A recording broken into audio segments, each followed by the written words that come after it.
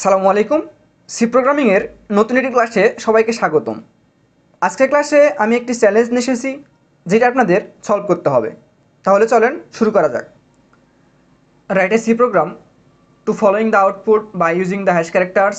একটা প্রোগ্রাম লিখতে হবে যেন আউটপুটটা নিচের মতো হয়। বাই ইউজিং হ্যাশ ক্যারেক্টার, আমাদের সেই প্রোগ্রামে অবশ্যই হ্যাশ ক্যারেক্টার ব্যবহার করতে হবে।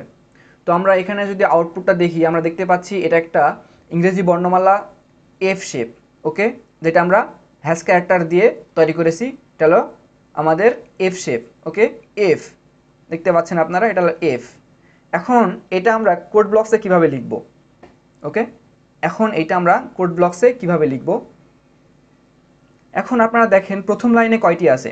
প্রথম লাইনে আছে আমাদের একটি, দুইটি, তিনটি, চার, পাঁচ, ছয়, ওকে।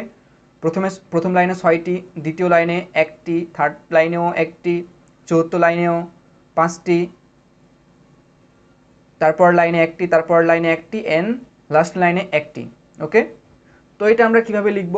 প্রথম লাইনে আমরা লিখতে পারি, প্রথমে আমাদের সি প্রোগ্রামিংয়ের মেন স্ট্রাকচারটা লিখে ফেলবো।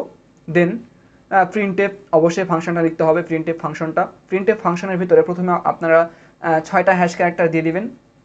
দেন স্ল্যাশ এন মানে নিউ লাইন দিবে, নিচের লাইনে আসবে আবার।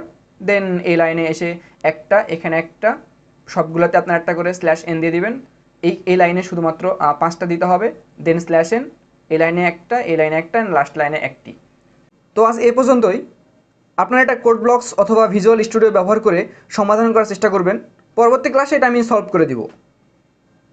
ভিডিওটি দেখার জন্য সবাইকে ধন্যবাদ। আসসালামু আলাইকুম।